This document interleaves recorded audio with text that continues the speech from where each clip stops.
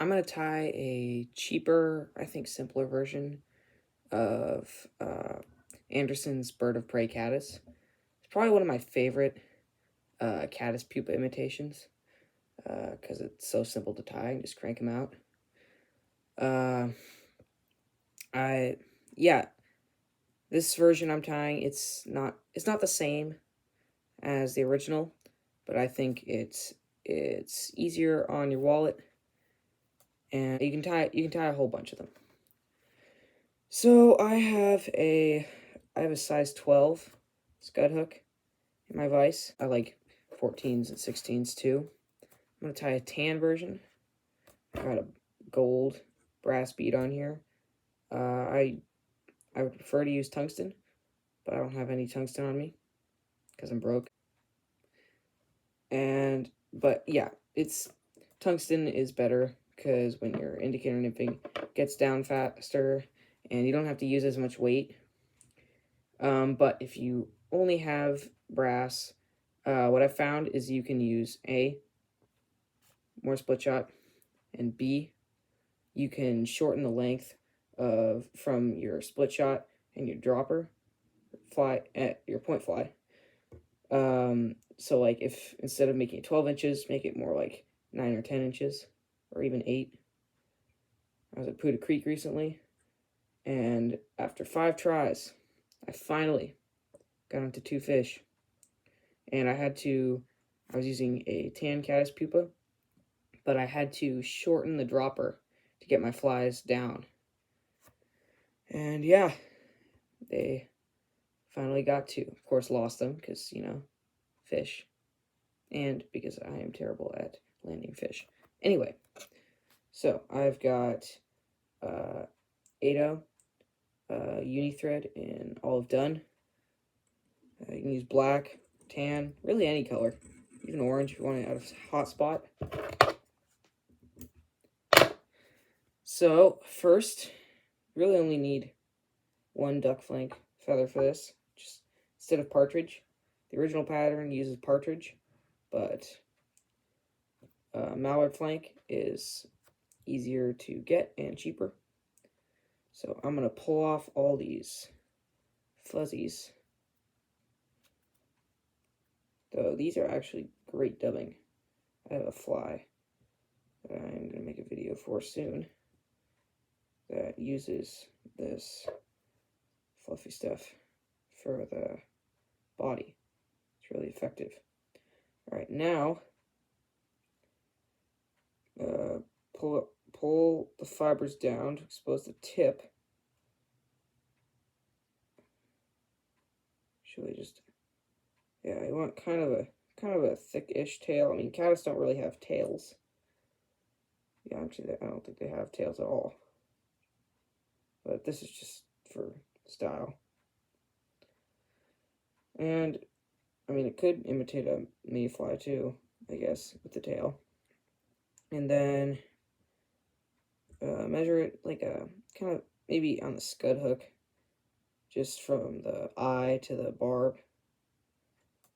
And you don't have to go far down. Actually, I like to not go far down at all because I make the flies 1 size smaller than the hook. So yeah, down to like the barb. And then right back and snip it off. But save this because you're going to use it for the legs. So don't lose it, put it away.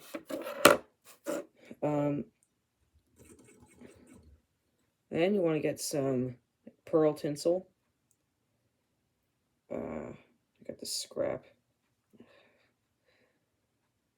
And tie it in on the near side of the hook. And all the way back to the tail. Then, for dubbing, I use whatever I have on hand. I've been using acrylic dubbing a lot, homemade. And I just take some yarn, like this. And I cut, like, it's acrylic yarn. You gotta make sure it's acrylic, not like cotton. Cotton will rot. Got like a piece, maybe like an inch long, a little more. And then just You can just pull off pieces, dub them onto your thread. A lot cheaper than dubbing, like, from the store. Though, if you want to do this, I mean, rabbit works. Actually, but yeah, rabbit works. Squirrel. Basically anything would work. Ice dub would actually work really well. But I like this acrylic dubbing because it it's really translucent in the water. And I think that adds the caddis effect. So make maybe like a 2-3 inch long noodle, depending on the size fly you're using. Make it kind of thick so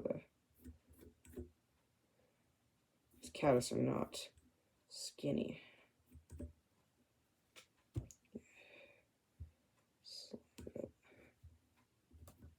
And when you're doing dubbing, always twist one way. You should go like this. It's not really doing anything. You're twisting one way, but then just kind of undoing what you just did. So yeah, I wrap it and make kind of like a fat little body. Leave some space up by the head. Then wrap the rib, open spiral. Probably add to the shine, the caddis, though I think I'm overthinking it. I mean, fish sees it's a caddis, probably eat it. And then next, take that scrap, and instead of wrapping it like soft tackle, on the actual pattern, just kind of fold both sides around the hook like that. Take a loose wrap and pull it all the way around. And take another wrap, but while you're here, kind of move it around so that it's on all sides of the hook. And then take a couple more, then pull it so that you make kind of, you don't want it too big, you don't want it too small, that's about right. And down, snip that off, really lock it in there. Oh, every time.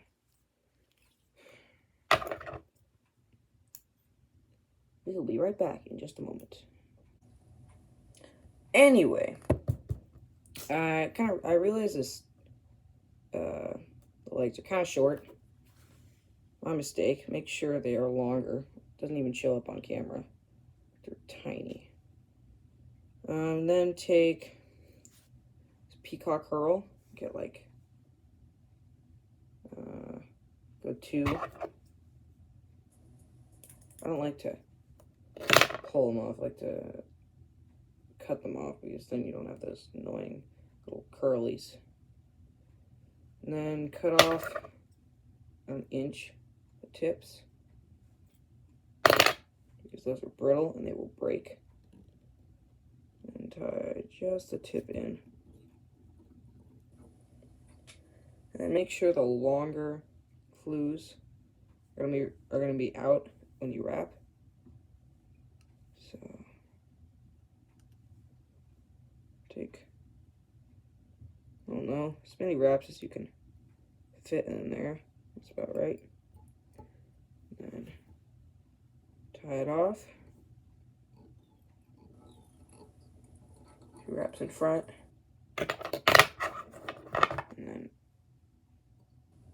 just snip them off. And do a lip finish.